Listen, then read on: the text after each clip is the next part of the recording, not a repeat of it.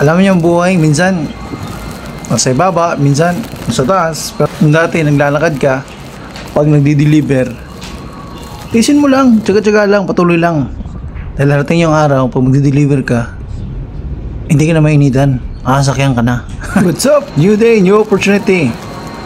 Alam mo yung buhay, minsan nasa ibaba, minsan sa taas. Pero ang maganda dyan, kung dati naglalakad ka, pag nagdi-deliver, tiisin mo lang, tsaga-tsaga lang, patuloy lang. Dahil harating yung araw, pag magdi-deliver ka, hindi ka na mainitan, sasakyan ka na.